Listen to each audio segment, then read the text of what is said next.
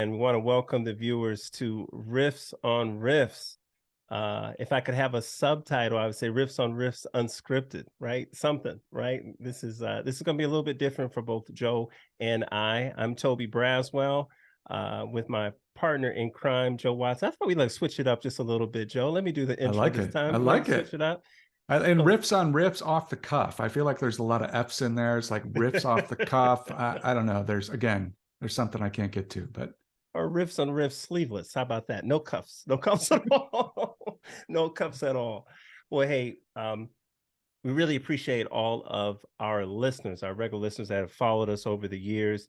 This season, we're going to do something a little bit different. We're still going to bring you interviews, but the format is going to be a little different. We're going to have some fun.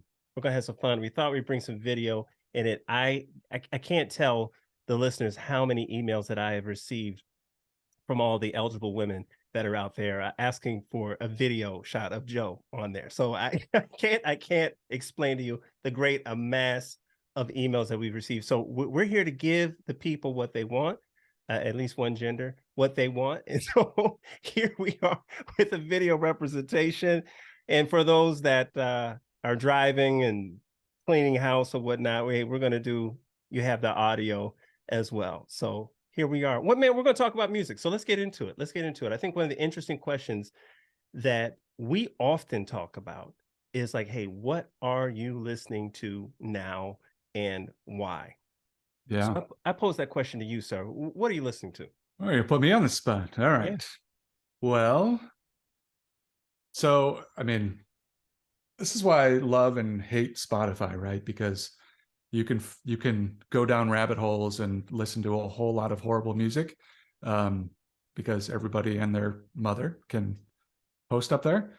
But every once in a while you get surprised, and let's say you're listening to an artist you like, and then the algorithm just keeps playing the songs, and every once in a while you kind of pause and you're like, let me add that one to my liked list, and then go back and check that band out at some point. So recently that happened to me, and it was a band called Cardinal Black, which I believe I sent over to you. Okay. And I think your first response was, man, that guy can sing, right? So I think the singer's guy by the name of Sam Williams. So it's I believe it's four Welshmen. But what caught my attention was the quality of the songwriting, because I feel like that is a lost art in popular music these days. I think it's the sort of not gender bending. That's a whole different thing, Toby. Genre bending. Yeah. Because it straddles this fence between soul and R&B and straight up blues and rock, and just, again, good songwriting. But what stopped me in my tracks is I listened to a couple songs, and I was like, man, whoever this cat is playing, he's real good. Like, guitar player he's got great tone. He's playing these really tasty, thoughtful licks. And then every once in a while you're just like, oh wow, that was unexpected. That was a thing. And so I just got sucked in, and it was one of those few albums where start to finish, like, just great song after great song. Like, when was the last time you put on an album, like a new album from an artist, and listened to it start to finish? It hasn't happened in a long time, but the artist I'm going to mention today, that's exactly what happened. So, did I lose you? Power outage. Must have been something I said.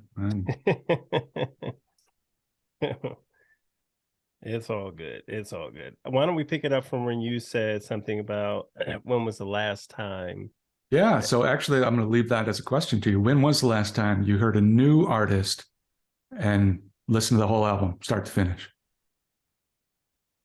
You're talking about an artist I've never heard before, brand new artist, man. I cannot think of the last time that happened. It's been a very, very, very long time since I've had that experience.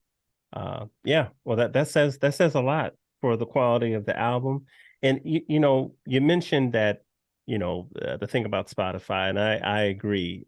We've lowered the bar of entry so much now as far as getting into the music game. There's just so much that is out there. I feel like the game is kind of saturated now with acts. But with that being said, man, there's some really good stuff out there. And like you said, genre bending. I think that we naturally genre bend all the time. As you think about the time back in the day when we were watching MTV, they would flip from one genre to the next genre. We didn't care. The song was good. The song was good. It didn't matter, you know. It is interesting because we just did that Beat It episode, and I went and looked up the, I think it was 83 when Beat It came out, and I looked up the top 50 songs for the year. I mean, and you want to talk about different genres. It's a cornucopia of styles that kind of show up, and I don't know that we have that anymore, right? I think everybody's chasing the next, like, what's the next sound, and how do I ride that bandwagon? And I think the other thing is, actually, give me your thoughts on this. It's, now we don't make songs. We start with the beat, and then we make beats. So it's like, I got a loop, and it sounds like some other loop, but I can, lay down some vocals over it. So I just wonder if we're just playing in a much smaller sandbox because people aren't essentially making their own stuff anymore. They're just kind of aggregating from everywhere else. Well, I think because the bar is so low to get in, I think you will run into folks that are like that, that do that. But the problem with doing that is that your stuff will sound just like everybody else's stuff. And I think that the drive for musicians to sound different, how many times I can't tell you how many times I've talked to an MC or I've talked to a vocalist about their album, and I say, well, who do you sound like? Who do you like? And I don't sound like nobody. There's nobody out there that's like me. Everyone's trying to be different. So even if it's the same sample, they've pitched it up, they've chopped it up, they've slowed it down. I mean, they really get into the texture of making it a sonic quilt that hasn't been heard before. That's what they're trying. Now, again, you have others that are just like, hey, I don't need to do much. It is what it is. It's interesting. I was listening to a podcast interview with Rick Rubin, and he was talking, Rick Rubin, legendary producer of, I don't know, literally everybody. And he was going into that origin story of being an NYU kid in his dorm, and I guess, LL knocks on his door and hands him a mixtape. And so up until that point, Rick was big into punk music. And so, I mean, that's how he got hooked up with the Beasties, because they were kind of in that punk scene for a while. And for him, hip hop was the thing that sounded like brand new. And so that's where he was like, oh man, I got to be onto this next thing. And so I think he kept sort of telling story after story. And basically it sounds like that's always been his compass. Like, what have I not heard before? What actually is unique and interesting? And I want to go chase that and kind of play in that sandbox for a little bit. So I agree. I think, the real artists are certainly taking all the influences they have, but you throw it in the blender and what comes out is uniquely yours. Yeah. Yep. I would agree. I think it's a very interesting time to be a musician. I believe right now, especially with so many outlets. I mean, someone that you've never heard of before, you can look at them on Spotify and they've got 500,000 listeners monthly. And I'm like, I've never heard of this person before. That's all my fans in Japan, Toby. That's Well, hey, share the wealth, brother. If that's the case, share the wealth. I mean, I think that I think that that's wonderful. And I'm not saying these people are rich, right? Because we all know how Spotify works. Exactly. A whole lot more than that, baby. They made $30. But just to know that you've got that many listeners, I mean, what kind of feeling that's got to feel pretty, it's got to feel pretty good. Maybe, I don't know. Maybe if we were to get that, maybe we would feel a certain kind of way. Maybe we would feel like, oh, that's nothing. What are you talking about? That's just Saturday, right? That's just a regular Tuesday for us. Who cares? But let's make this a goal so that we can find out. There it is. So that we can compare, like, oh, Toby, you remember back when I had like 500,000 listeners? Oh, those were the days. Those were the days, boy. It was real. Podcasts were real. Well, the artist that I wanted to talk about today is an artist by the name of Masego. Real name is Micah Davis. He's got a new album called Masego, and it came How do you out spell Masego? Masego. Okay. Mm-hmm. It came out in March of this year. Now, you've probably, I know I've sent you the video of this song with he collaborated with another artist on a song called Tadao, and the song is by a guy named FKJ. And that song is, the video shows them actually making a beat, like constructing it, going from one Yeah. piece. And so it's Masego's the guy that actually played the saxophone on that track. So I was like, wow. And I hadn't really heard of Masego before this, I'll be honest. I mean, he's been on the scene since 2015. I haven't really heard of him that much. But I really liked that video. I really liked that song. And I heard him sing. I was like, okay, dude's got a voice. And he can definitely play the sax. Like, cool, that's different. And in this day and age, for somebody to play the saxophone on a popular song, I mean, that is like retro. I mean, That's some Careless Whisper action going on there. dude, for real. I was like, saxophone now? Yeah. I mean, after 2010, I mean, I was like, okay, brother, go do your thing. So we fast forward to another album he put out called, a song came out called Mystery Later. That Mystery Lady, that song was really popular. And then this album, you know, look, start to finish, the album is just great. Just takes you on a journey. Just takes you on a journey. And it's just filled with sax riffs and good singing and good lyrics and just a vibe, you know. Just So really, another really whole good start vibe. to finish album. Okay. Yeah. But it's just really interesting that, again, saxophone, to me, that just kind of like, wow, that just kind of blew my mind. Because when I think of saxophone nowadays, especially saxophone making it to, you know, the dinner table conversation, I'm thinking Kenny G. I mean, that's pretty much it. That's pretty much it. You know, unless you want to go jazz. Unless You you want to know, go jazz, yeah. unless you want to go jazz, but he does a great job. It's a good album. So is he an American cat, or because I'm just wondering if he was in a marching band back in the day and was like, you know what, I'm just going to keep going. So he's Jamaican American. Jamaican, So, okay. Yep. So I'm not But sure if grew he up in was the born. States. Not sure. I'm not Okay. sure. I have to do some research on that. But yeah, the boy can play. He's good. Yeah. He's solid. So that's what I think, sort of what we pick up on, right? When you're going through the Spotify stuff and you like something catches your attention. So I didn't realize, I remember I said, Cardinal Black, oh, the guitar player is pretty good. Well, I looked him up, and it's a guy named Chris Buck. And so I have seen Chris Buck play a ton of times. He's been voted Guitarist of the Year, Oh, wow. for several years. I, being a guitar player myself, sometimes I go down rabbit holes and watch. We've talked about this, right? Where somebody will take a beat and then they will send it to 5 different artists and say, hey, make a song out of this. So guitar players do the same thing. Hey, here's a song. Throw a solo down, or reimagine how, if Stairway to Heaven came out today, what would the solo sound like? That kind of stuff. And so I've seen Chris Buck play on a number of these YouTube videos, and it's always like hands down just phenomenal stuff. And so then I had that like aha moment where I was like, of course this makes sense now that this is really good. It's Chris Buck. So, Right. like now it all makes sense. So probably same thing with your experience with the saxophone, right? You just hear the talent and you're like, huh, I want to hone in on that. That's interesting and different and new.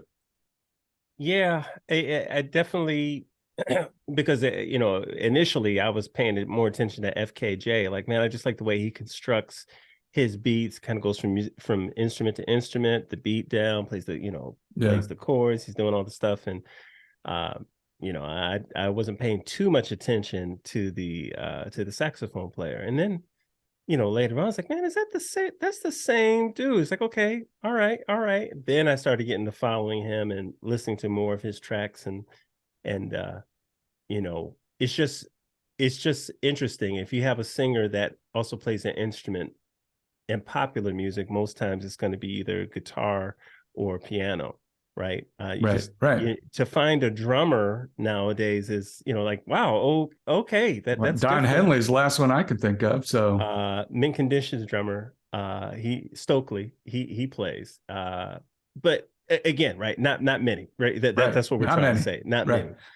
But to find a saxophone and a vocalist too, and for today's music, can be a young what would be really Woo! impressive? Is he doing both at the same time? Because that's a whole new level. Okay, no, he's not. Okay, well, just clarifying, because you said he was talented, so he is talented. He's talented. I don't know about that, right? It doesn't delve into witchcraft or anything like that. So I don't know how he would do that, but there we have it. So yeah, man. So I gotta ask you this, because I have recently. Let me tee this up. Is there an artist that's been dormant for a while that has either teased a new album coming out or has had a recent resurgence that you were like, oh, I'm glad to see that, they're back? Yeah, that's interesting that you bring that up. Is that I know which artist you're going to see, and rightfully so, right? Rightfully so. But and I'm not going to ruin the moment. But I will say that what are friends for, man? What are friends for?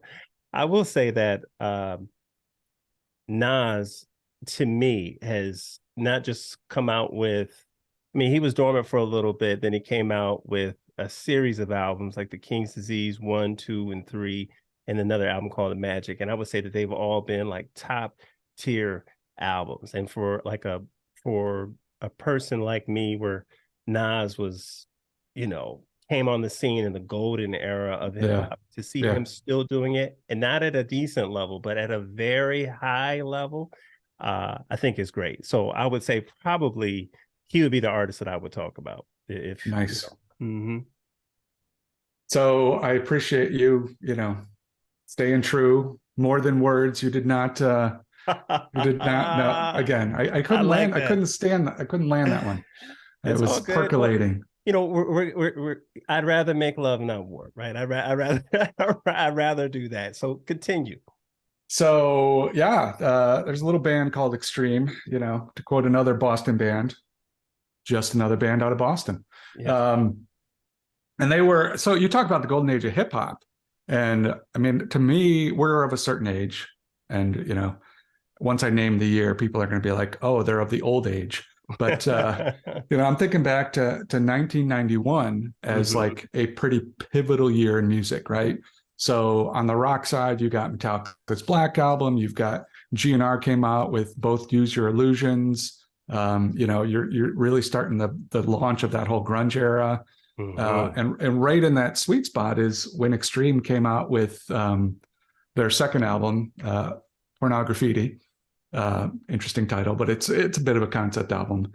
And it's crazy because the two singles that came out, right? So everybody thinks of Extreme, the band, and they think More Than Words. Yeah. And, this beautiful acoustic duet, great song, was, a huge hit. And then the second kind of single off of that was another upbeat, acoustic oriented, I don't know if it was acoustic, but had the same vibe, called Wholehearted. Well, those are the only two songs on the album that sound like that. Right. The guitar player for Extreme is a guy named Nuno Bettencourt, who has been a lifelong, guitar hero of mine. And boy, he just launched. So they're coming out with a new album in June. It's been, I don't know, maybe 15, 20 years since they put something out. And I sent you, Toby, the video for their new single, Rise. And part of what teed it up for me was, again, going down the rabbit holes of watching a bunch of these YouTube people, guys like Rick Beato, who does a lot of, music analysis. And he's friends with all of the legends in the industry, all the legendary guitar players and stuff. And all of them were like, hey, have you seen Nuno's new solo, right? Go check it out. And you saw it, Toby. Oof. It speaks to you, right? And I think that's the thing that I've always appreciated about him as a player is there's a ton of guys who can dance all over the fretboard and, technically very proficient. which, you know, he's definitely in the top tier of that. But to me, the mark is like, you know, the phrasing, the tone, the creativity. Like it's not just pyrotechnics for the sake of showing off. It's like, how does it fit the song? How does it move the song forward? Things like that. And I just think he's just a master. And even if you don't play guitar, I think if you went and watched that video, you'd be like, I don't understand what's happening there. Like, how does that work? Yeah, I haven't seen somebody. Typically, if someone's doing something tricky with, with guitar, it's either an old video or it's a newer video of someone playing an older song. Yeah. So this was a new song. The thing that struck me right away, because you mentioned the soul, so I was definitely checking for it. But the thing that struck me right away is the lead singer. I think his last name is Sharon. Barry Sharon. He still got it. And like he got it. Like he can still sing and he's holding it and he's doing whatever he can. And like they are not, these are men of age, right? These are seasoned gentlemen. Okay, right. Let's just say that they are seasoned, and they ain't trying to be anything more than just themselves. And I love that, and I appreciated that right from the get go. And they somehow, some way, somebody has written a whole bunch of fan letters, right? They receive and say, "Hey, do this. Yeah, come out with something. Just be unapologetically you. Trust me, it will work." And it's working. Because I'm not the biggest rock fan out there, but that right there had my attention. I was like, "Ooh, this dude's killing it." Okay, all right. So come on a little journey with me, Tob. I'm going to ask you a kind of a sideways question. Mm-hmm. Okay. Well, I like geometry, so go ahead. If there was an artist that you were going to meet for the first time, that the first time they met you, they just walked right up and kissed you on the lips, who would it be? You already know this. I've got some guesses. You already know. It's Kelly from Destiny's Child. All day. That's Kelly Rowland. Yeah, and if not her, then Maya. Oh, yeah. Okay. Look at Giddy. Okay, I'm gonna. This is gonna take a dark turn on you, but I'm gonna give you two choices that, again, you're not expecting, and I don't think you're gonna like either. Are you ready? Sure. Okay. Why not? Elton John, Eddie Van Halen. Yeah, I don't like either. This is something. It'd probably be Elton John, to be honest. Sure. Because Eddie was a smoker, right? You feel like that would just ruin it for you? That's exactly what I was thinking about. Who wants to kiss an ashtray, right? Elton John, though, man, I respect the heck out of his work. Yeah. I've been a fan of his for years. He's and his story is so crazy. It is crazy. It's insane. Yeah. So, but yeah, that's that. What about you, sir? Who are we talking? Oh man. Oh, if I, off the top of my head, I might have to go Norah Jones. Mm-hmm. I think that would be lovely. Yeah. Let me just sit in that for a minute. Okay. So the reason I bring this up, because I'm sure you're wondering, right? So you mentioned Gary Sharon, and Gary Sharon actually did, which most people don't like to acknowledge, did a stint as the lead singer for Van Halen for their Van Halen 3 album. Okay.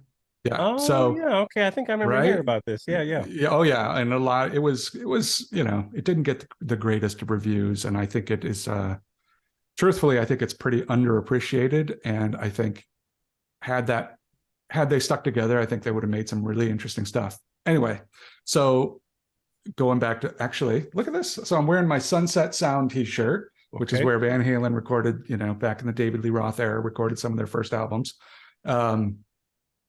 But Nuno grew up as a guitar player, and obviously Eddie is one of his heroes. And so at some point you want to meet your heroes. Sure. And you're always a little worried about that.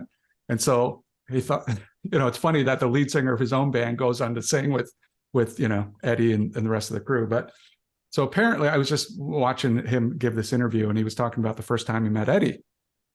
And I guess he was like producing a Dweezil Zappa album or something. And he's like, oh, I got to go into the studio and grab something. He walked in and Van Halen was rehearsing. And they were like mid-song or something. And, Nuno's sitting there and he doesn't want to. And he's like, there's Eddie, right? Like, there's the guy that, I grew up like idolizing and, wanting to duplicate his sound and whatever. And so apparently Eddie walks over, puts guitar down and just kisses him full on the lips, which, Nuno was like, I feel pretty privileged. Apparently Eddie did this to a lot of people. So, I'm not sure. Eddie needs to carry around permission slips from this point forward. Always ask for consent. Man. Yeah. So, and Nuno's like, the only other person to do that was Elton John. And so I thought, okay, all right, if I had to pick, I think I might go with you. I might go with Elton. Yeah, I'm give me Elton John. Just the whole smoking thing. You're right. Interesting. Well, it is what it is. Right. Right. I don't know where you go from there, Tobe, but I just thought I'd change the subject. I think I think that's a safe spot. I think change the subject. Oh man. Interesting. Well, hey, just for the listeners, for the viewers, we've got some fantastic interviews coming up this season. Some interviews that I think I'm just super excited. People that are in the educational aspect of music, people that are in the charitable aspect of music. I mean, just all different perspectives. But one thing that we love is to hear from the listeners. And if you've got someone, if you have an idea of someone you think would make a great interview on the show, we certainly want to hear from you.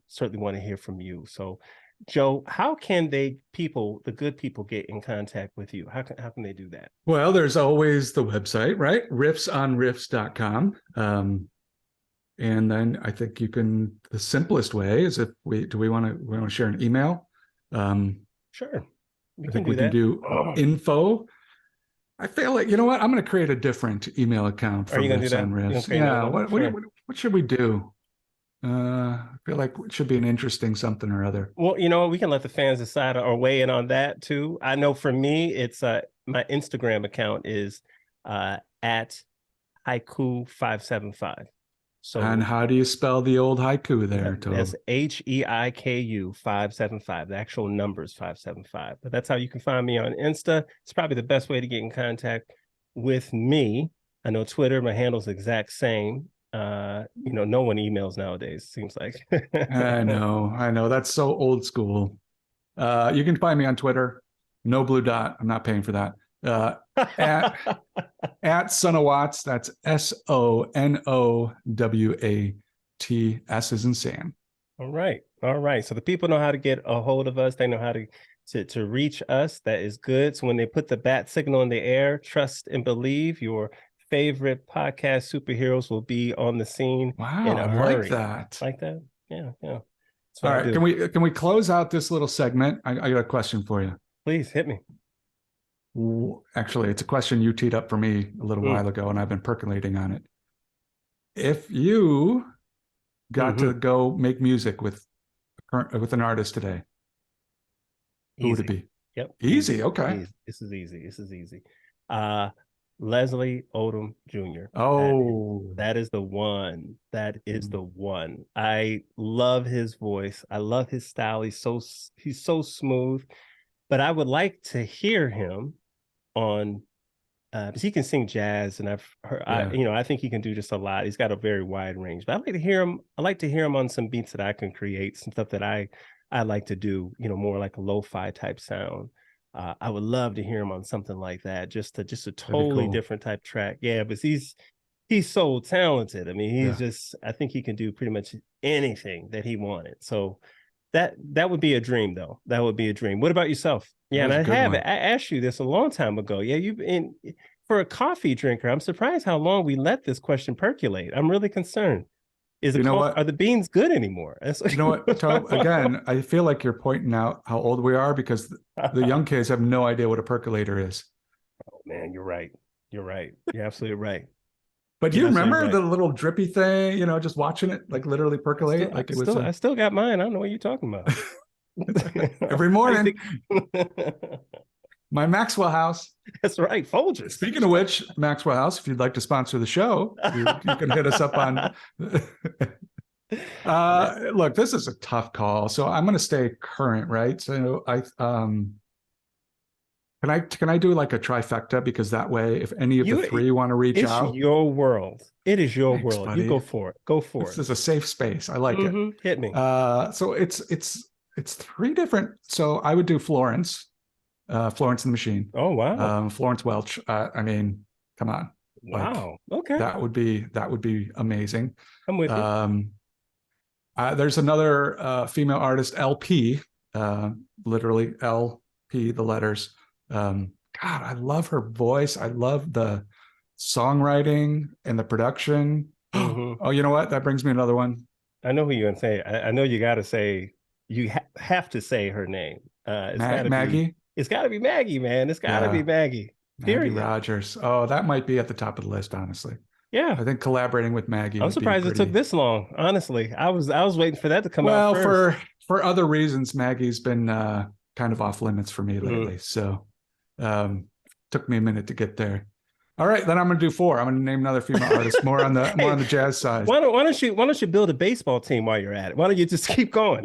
We could play kickball with people that you put on. Joe just wants a league of his own. Is all I'm saying. Oh, good job. Keep going. Who you got? Melody Gardot.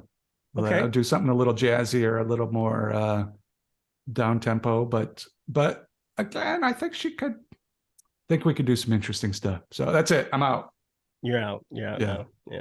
So if any of those magnificent artists wants to reach out, I'm available. Happy to do some writing. You get your hashtag game together, Joe. There's a good chance they might see it. you post it, they might see it. I'm telling you. They'll be like, I don't know who this guy is. TikTok. So I'm watching this.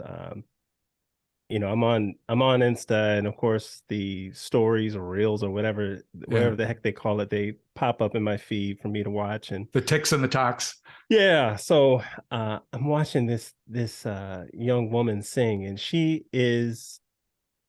so quirky, man. She's so quirky, and I love it. But she's so funny. It's like, okay. And she's singing. I thought it was a joke, but I'm like, okay, no. She's serious. She's serious. It's a song, and this song was called CGI by this young lady. Her name is Corook. I strongly urge you to check her out on the interwebs, because she is very entertaining and her writing is really, really good. She has another song called the Fish Song, right? She made this song 9 days ago, and then within 9 days she released it on Spotify, and you're talking like a ton of downloads, ton of streaming, so much they had to do a little video, and it's just her and her girl with a guitar, and they're just singing the song. And again, we talk about this whole genre bending. That's exactly it, dude. The two songs do not sound the same at all. But I think what I'm liking right now is the quality of writing is going up. The quality of writing to me is so happy to hear that, going up, and people are not just singing the regular bubblegum type stuff. And she's definitely following suit. So I really appreciate that. But I wanted to give her, not that she's listening, but I wanted to give her some she love. Is now. I wanted to give her some love, man, because I appreciate that. I appreciate her perspective, her angle at coming at stuff. You remember when we still write songs now. We still write. So I was writing this morning. That's what I like to hear. You just made my day. You just made my day, buddy. Good to hear. I was going to send it to you, actually. You still can. Still can. The day's not over. The day's not over. The one thing I remember writing as a younger man, right? And I wrote different. Somehow along the way, I kind of fell into this, formula type, whatever. And now I'm like, that stuff doesn't matter to me as much anymore. And I'm just free to create, dude. I'm just creating. I don't care where the chorus goes. I don't care where the bridge goes. I don't care. I'm the just song. The song dictates what needs to happen. yeah, the song is boss. The The song is song is boss. boss. I think it takes a long time, as you It said, to does. get there. Or you have to be young and just like young and free, Right. young and Right. independent. And that's what I love about the TikTok generation, because there's no A&R telling them what they have to write. Not no Right. A&R telling them, hey, you got to lose weight, or you got to dress a Yeah. certain way. You got to wear a bunch of makeup. Like, you can see Corook, she don't care about none of that stuff. Like, she careth not It at careth all. not. She careth That's not. awesome. And I I love love it. it. I love Yeah. it. So it's just good stuff, man. Music's, as much complaining as we can do, for every bad artist that's out there, I think if we searched long enough, you can find two good artists for every bad one. I totally agree. And it's not that it's just the saturation of the market. It's there's still plenty of talent and plenty of great music. It's just you've got to wade through so much more now. You do. As much as we hate, rightfully so, the way record companies used to work, and it was a broken system and it still is. A broken record system. A broken record system. There was at least a gateway to stopping the really horrible stuff from making it into your speakers most of the time. I mean, we still have Kraftwerk, but who people still hail as legends. I mean, listen, the hip hop community loves them. They love them as a whole. I am not one of them that loves them. Okay. We have some guests on later. That'll probably be one of the questions that we ask, but anyway. Yeah. So Joe, before we cut out, because I want to, I like getting in here. I love this whole vibe. Yeah. I'm bracing myself for something. No, nothing like that. I just wanted to ask if you had anything more to say to the people before we depart. Well, I would say that in these parts anyway, probably similar for you, spring is coming finally. And I feel like, in fact, I was just talking to somebody about it today. We're not that far removed from the hell that was the heart of the pandemic. And even now it already feels like, man, did that happen? Like, do you remember that time? Like, that was a thing. And so I think as we kind of come into this spring, it's starting to feel like maybe this is the first time in a long time where it really truly feels like a possible rebirth. I'm looking outside and the things are starting to sprout. I mean, spring is my favorite time. So I just want to encourage people to spend a moment in the present, wherever you're at right now, and just enjoy that time and space and what's coming next. I love it. You realize that you were the last non-family member that I hung out with before the lockdown. I did not know that. Yeah, you were it. I remember, you're like, hey man, let's get together, and we were sitting at a bar, and we're just like, I do, or on the patio, yeah. Yeah, it's like things about to change. But you were right. Things about to change, and then it happened. Boy, like, did they! Yeah, that was crazy. I think we hung out on either Wednesday or a Thursday, and then by that Monday we were locked down. Everything was locked down. Everything was locked down. So, but yeah, I agree. I think that I do think that this spring, this season here, just it feels different, because even though we were traveling last year, things were still kind of up in the air. There were still conferences that were getting canceled because of COVID outbreaks and things like. You hear about that stuff less happening now. So it feels like, okay, we can actually fully exhale and or at least inhale a little bit deeper. I mean, there you go. I like that. Yeah. So just to kind of breathe. And I really urge people to take full advantage of it, because things change. Things change. They so you gotta enjoy the chapters, man. I'm not saying speed through it. I'm just saying fully enjoy it. So love it. With that, hey, like I said before, it's Mr. Joe Watson. I'm Toby Braswell. This is Riffs on Riffs. We appreciate you. We love you. Please keep listening. We'll talk. Thanks, everybody. Huzzah. Huzzah. I like that.